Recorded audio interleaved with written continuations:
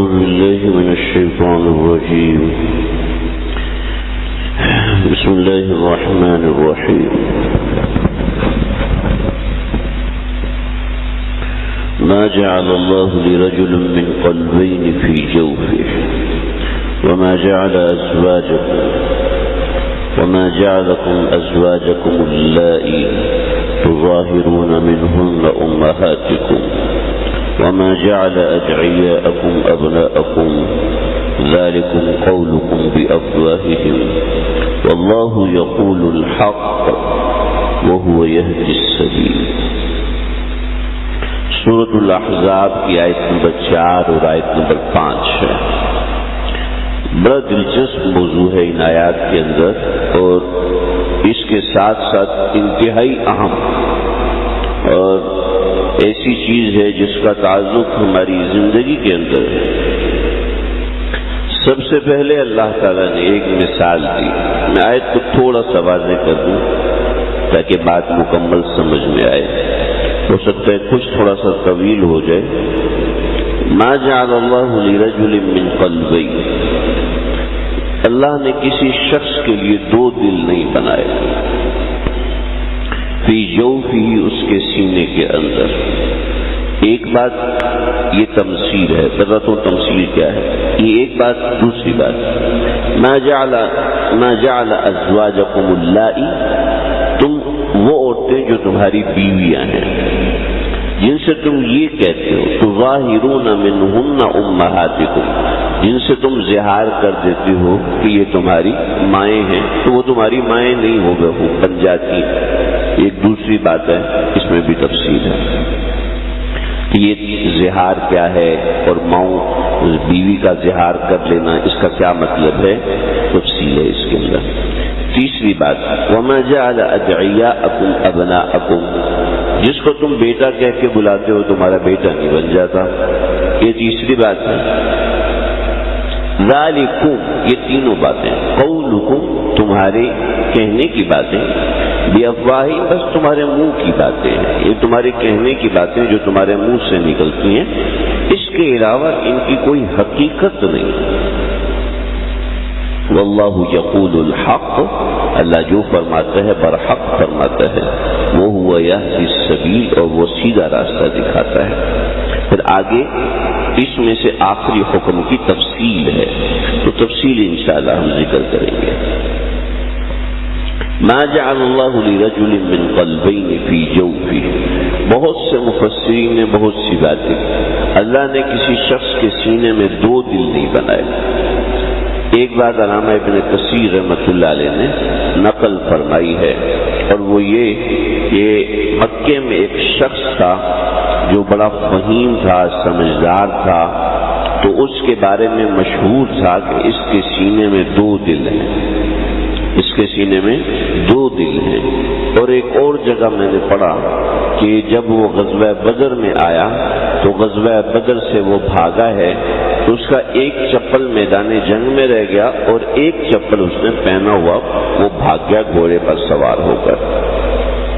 تو اس سے بھی ثابت ہوا کہ جو ایک دل والا ہے وہ تو اپنی چپل پہن کے جا رہے، لیکن جس کو 2 دل دیے وہ چپل کے بغیر بھاگ رہا ہے. بڑا جو ابن کثیر کی روایت وہ وہیں تک ہے.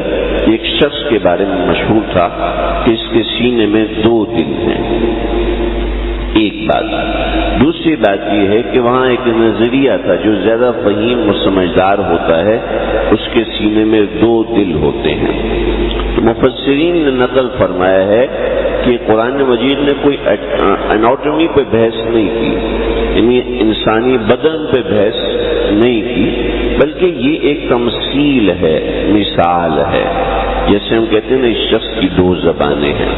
آپ کے سامنے تو بہت میٹھا ہے لیکن پیچھے یہ بہت کڑوا ہے، تو یہ اس طرح کہہ دیتے ہیں 2 زبانیں. تو یہ صرف کہنے کی بات ہوتی ہے، اس کا معنی یہ نہیں ہوتا کہ اس کی 2 زبانیں ہیں. ایسے ہی اللہ رب العزت نے کسی بھی شخص کے 2 دل نہیں بنائے. معنی اس کا ایک سبق پڑھانا، ایک مثال دینا ہے کہ ان النفس لا تتوجہ الی شیئین فی آن واحد، کہ انسان ایک وقت میں 2 چیزوں کی طرف متوجہ نہیں رہ سکتا. چنانچہ حضرت تھانوی رحمۃ اللہ علیہ نے لکھا ہے کہ جو ہاتھ میں تسبیح بھی رکھتے ہیں اور باتیں بھی کر رہے ہوتے ہیں اور کہتے ہیں کہ ہمارا دل ذکر کر رہا ہے جس کو ہم یہاں پہ گن رہے ہیں، تو یہ مناسب نہیں ہے۔ ایسے جو شخص بیان سن رہا ہے، درس میں بیٹھا ہوا ہے، تو وہ درس بھی سن رہا ہے اور ساتھ ساتھ تسبیح بھی کر رہا ہے، تو یہ بھی صحیح بات نہیں ہے کہ نہ وہ تسبیح سے صحیح فائدہ حاصل کر رہا ہے نہ ہی وہ بیان سے صحیح فائدہ حاصل کر رہا ہے۔ تو بات یہ ہے کہ نفس کو ایک وقت میں ایک چیز کی طرف متوجہ کرنا چاہیے۔ نفس یعنی اپنی ذات ایک وقت میں دو چیزوں کی طرف متوجہ نہیں ہو سکتی۔ چنانچہ جو ایجوکیشن کی نفسیات ہیں وہ بھی یہ بتاتی ہیں، اور ماہر نفسیات جو عمومی انسانی مزاج سے واقف ہیں وہ بھی یہی بتاتے ہیں کہ انسان ایک وقت میں ایک کام کرے تو اس کام میں برکت بھی ہوتی ہے، اس کام میں ترقی بھی ہوتی ہے۔ ایک وقت میں اگر وہ دو کام کرے گا تو اس سے دونوں کاموں میں خرابی پیش آئے گی، لہذا ایک وقت میں ایک کام کرنا چاہیے۔ ایک وقت میں دو کام کرنے سے مسائل ہوتے ہیں، چنانچہ کوئی کیسا بھی کہ میں کتنا ماہر ہوں، میں ایسا کر لیتا ہوں ویسا کر لیتا ہوں، یہ کرنا مناسب نہیں اور صحیح بھی نہیں۔ لیکن چونکہ یہاں پہ اناٹومی کی بحث نہیں ہے، مفسرین نے واضح کی ہے، چنانچہ اگر کسی شخص کے سینے میں دو دل نکل آتے ہیں بطور مثال، ابھی تک تو ایسا نہیں ہوا، لیکن اگر کسی شخص کے سینے میں دو دل نکل آتے تو وہ اس آیت کے خلاف نہیں ہے، یہ بات ذہن میں رکھیے گا، کیونکہ یہ اناٹومی کی بحث نہیں، یہ ایک تمثیل ہے، قرآن کا ایک 5واں حصہ ہے تمثیلات۔ جیسے کسی شخص کے بارے میں کہتے ہیں اس کا دل بہت بڑا ہے، تو کیا اس کا مطلب وہ بیمار ہے، اس کا دل بڑا ہے؟ نہیں، ایک محاورتاً بولا جاتا ہے۔ تو دل بڑا ہونے کا معنی یہ ہوتا ہے، اس عرب میں دو دل ہونے کا معنی تھا کہ انسان ایک وقت میں دو کاموں کی طرف متوجہ ہو سکتا ہے، یہ معنی غلط تھا۔ جیسے انسان ایک وقت میں دو ادیان پہ عمل کر لے، یہ معنی غلط ہے، چنانچہ یہ تمثیل بتا رہی ہے۔ جیسے ایک شخص کے دو دل نہیں ہو سکتے، عام طور پہ نہیں ہوتے، تو اسی طریقے سے ایک شخص ایک وقت میں دو ادیان پہ عمل نہیں کر سکتا۔ خیر، یہ بنیادی بات ہوئی۔ چنانچہ ایک مثال تھی کہ یہ تو صرف کہنے کی بات ہے کہ اس شخص کے دو دل ہیں وہ بڑا بہادر ہے، اس شخص کے دو دل ہیں وہ بڑا فہیم ہے، تو یہ کہنے کی بات ہوتی ہے۔ اسی طریقے سے دو مسئلے سمجھ لو، قرآن نے سمجھے۔ عرب کے اندر ایک مسئلہ یہ ہوتا تھا کہ عربی لوگ جب کسی عورت سے تنگ آ جاتے تھے، تنگ آ جانے کا معنی یہ ہوتا ہے کہ اب اس سے اپنا کوئی تعلق نہیں رکھنا چاہتے لیکن ضرورت بھی اس کی ہے، تو وہ یہ کرتے تھے کہ اس عورت سے زہار کر لیتے تھے۔ یعنی اب عورت کی عمر زیادہ ہو گئی ہے، ظاہر بات ہے وہ جسمانی فائدہ ویسا نہیں دے سکتی، تو اس سے زہار کر کے دوسری عورت سے نکاح کر لیتے تھے۔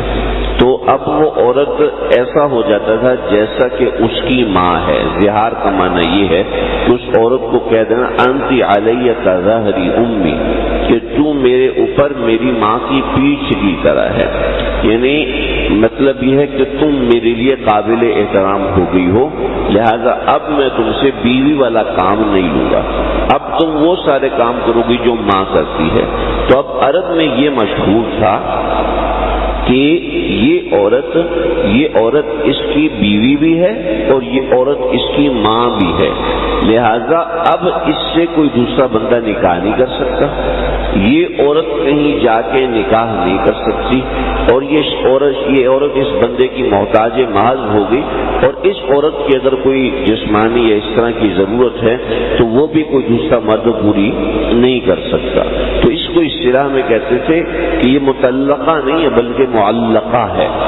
متعلقہ کا معنی ہے جس کو طلاق مل گئی اب وہ دوسری جگہ شادی کر سکتی ہے، لیکن معلقہ کا مطلب یہ ہے کہ لٹکی ہوئی، پنکھا معلق ہے، یہ لٹکی ہوئی ہے، اب یہ اسی کے ساتھ بندی ہے، اب اس کی نوکرانی بن کرے، غلام بن کرے۔ تو اسلام نے اس کانسیپٹ کو ختم کیا۔ چنانچہ حضرت خولہ بنت ثعلبہ رضی اللہ تعالیٰ عنہا نبی اکرم صلی اللہ علیہ وسلم کے پاس آئیں اور رونے لگی، تو آپ صلی اللہ علیہ وسلم نے کہا چونکہ عرب میں دستور ہے لہذا میں اس دستور کے خلاف بات نہیں کر سکتا جب تک اللہ کا حکم نہ ہو۔ تو وہ لڑنے لگی اور اونچی اونچی آواز میں بات کرنے لگی کہ آپ اللہ سے کہیے میرے حق میں فیصلہ دیں کہ یہ بات ختم ہونی چاہیے، یہ زہار کی بات ختم ہونی چاہیے۔ اور وہ لڑنے لگی آپ صلی اللہ علیہ وسلم سے۔ حضرت عائشہ صدیقہ رضی اللہ تعالیٰ اوپر بیٹھی ہوئی تھی، آپ صلی اللہ علیہ وسلم نیچے بیٹھے ہوئے تھے کوئی چیز رکھ کے، اور حضرت عائشہ کنگھی کر رہی تھی آپ کو۔ تو اسی حالت میں آپ صلی اللہ علیہ وسلم پر وحی نازل ہوئی، قد سمع اللہ قول التی تجادلک فی زوجہا وتشتکی الی اللہ واللہ یسمع تحاورکما، کہ اللہ نے آپ کی بات سن لی ہے اور یہ احکامات۔ چنانچہ زہار کے حوالے سے معاملہ یہ ہوا کہ جو تم ان کو کہہ دیتے ہو یہ میری ماں ہے، تو تمہارے کہنے سے وہ تمہاری ماں نہیں بنتی، چاہو تو ان کو رکھو، چاہو تو طلاق دے دو تاکہ وہ کہیں اور جا کے اپنا گھر بسا سکیں، اور جہاں تک تمہارے بچوں کا سوال ہے ان کو سنبھالو۔ ظاہر بات ہے اگر تم ان کی ماں کو نہیں سنبھال سکتے تو بچوں کو کیا سنبھالو گے؟ تو یہ وما جعل ازواجکم اللائی تظاہرون منہن امہاتکم، تمہاری مائیں نہیں بنتی، یہ دوسرا مسئلہ۔ اور پھر تیسرا مسئلہ وما جعل ادعیاءکم ابناءکم، جن کو تم کہہ دیتے ہو کہ یہ میرا بیٹا ہے تو وہ تمہارا بیٹا نہیں بن جاتا۔ یہ بھی عرب میں ایک دستور تھا، اور یہ دستور آج بھی ہمارے ہاں موجود ہے، جس کو ہم عربی زبان میں لے پالک کہتے ہیں، اردو زبان میں کہتے ہیں گود لینا، اور اسی طریقے سے مختلف لفظ استعمال ہوتے ہیں۔ تو یہ کسی کو اپنا بیٹا بنا لینے سے وہ حقیقی بیٹا شریعت میں نہیں بنتا۔ بے شمار اور بہت سے لوگ ایسے ہوتے ہیں جن کی اولاد نہیں ہوتی، وہ یتیم خانے سے بچہ لے لیتے ہیں یا کسی بچے کو گود لے لیتے ہیں اور اس کو یہ سمجھتے ہیں کہ یہ ہمارا اب بچہ ہو گیا ہے، تو صرف اس طرح کہہ دینے سے وہ بیٹا نہیں بن جاتا۔ چنانچہ اس کے اندر بہت سی باتیں ہیں، بہت سی چیزیں ہیں، ایک پورا عنوان قائم ہے۔ بطور مثال کسی شخص کو کہتا ہے اے بیٹا کیا کر رہے ہو، تو اب یہ کسی شخص کو یہ کہنا کہ بیٹا کیا کر رہے ہو، یہ بیٹا کہنا جائز ہے۔ اسی طرح کسی شخص کو لے پالک بنا لینا، اپنا منہ بولا بیٹا بنا لینا، منہ بولا بھائی بنا لینا، منہ بولی بہن بنا لینا، تو اس سے اس طرح سمجھا جاتا تھا کہ اب اس سے ہمارا پردہ نہیں ہے۔ چنانچہ قبیلہ بنی مخزوم کی ایک عورت آئی اس آیت کے نزول کے بعد، یا رسول اللہ فلاں شخص ہے وہ میرا منہ بولا بھائی بنا ہوا تھا، تو حضرت حذیفہ کو اس سے تکلیف ہوتی تھی، اب یہ آیت آ گئی ہے لہذا اب میرا اس سے پردہ ہوگا یا نہیں ہوگا، تو پھر آپ صلی اللہ علیہ وسلم نے اس کے اوپر احکامات صادر فرمائے۔ تو کچھ اسی نوعیت کی چیزیں ہیں کہ کسی شخص کو گود لینا، کسی شخص کا کسی بچے کو گود لینا، اپنا بیٹا بنا لینا، اس طرح کہہ دینے سے اس کا حقیقی بیٹا نہیں ہوتا۔ چنانچہ حضرت زید بن حارثہ کے احکامات یہاں پر نازل ہوئے۔ حضرت زید بن حارثہ کو آپ نے اپنا منہ بولا بیٹا بنایا ہوا تھا کہ جب انہوں نے اپنے والد کو منع کیا کہ میں آپ کے ساتھ نہیں جاؤں گا، میں محمد عربی صلی اللہ علیہ وسلم کے ساتھ رہوں گا، تو آپ حرم میں گئے اور آپ نے اعلان کیا کہ زید بن حارثہ میرا غلام نہیں ہے، یہ آج سے میرا بیٹا ہے۔ تو اس کو کہتے ہیں تبنا یا متبنہ۔ تو متبنہ کے احکامات یہاں پہ مرتب ہوئے، تو لوگوں نے کہنا شروع کر دیا زید بن محمد صلی اللہ علیہ وسلم، کہ زید بن حارثہ نہیں بلکہ زید بن محمد، تو منع کر دیا تو ان بچوں کو اپنا نام آپ نہیں دے سکتے، بلکہ ان بچوں کو ان کے والد کے نام سے ہی پکارا جائے گا جو بچے موجود ہیں۔ چنانچہ یہ معاملہ ایسے ہوا جب کسی نے کسی کو اپنا بیٹا بنا لیا تو جو بیٹے کے احکامات ہوا کرتے تھے وہی اس کے بارے میں احکامات ہوتے تھے، جیسا کہ بیٹے کی بیوی، میرے بیٹے کی بیوی میری بہو ہے، لہذا بہو جو ہے اس سے میرا نکاح کبھی بھی نہیں ہو سکتا۔ چنانچہ اسی نوعیت کے احکامات میرے انتقال کے بعد میری وراثت میرے بیٹے کو ملے گی، چنانچہ منہ بولے بیٹے کو بھی وراثت میں حصہ دیا جاتا، میرے حقیقی بیٹے کو جتنا حصہ دیا جاتا میرے منہ بولے بیٹے کو بھی اتنا ہی حصہ دیا جاتا۔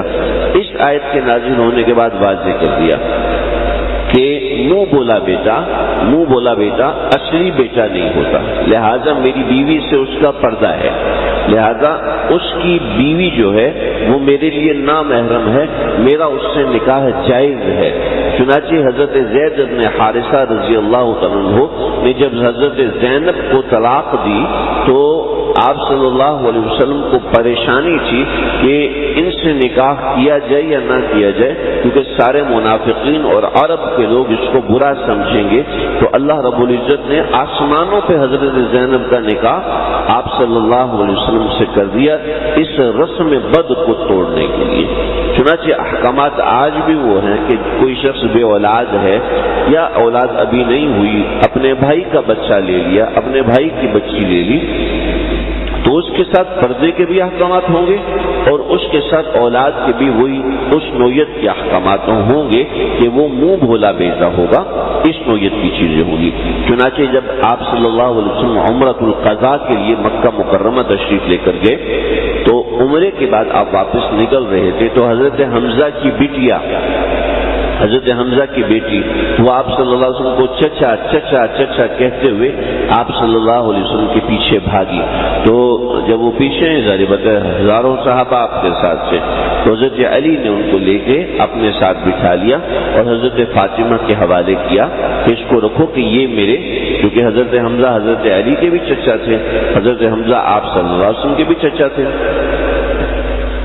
تو کہا کہ آپ ان کو حضرت فاطمہ سے کہا کہ اس کو سنبھالو، ہم اس کو اپنی بیٹی بنا لیں گے۔ چنانچہ جب مدینہ پہنچے تو حضرت زید آگے اور کہنے لگے کہ یہ میری بیٹی بنے گی، حضرت جعفر آگے بھی یہ میری بیٹی بنے گی، حضرت علی کہنے لگے جی میں نے اس کو منہ بولا بیٹی بنا لیا۔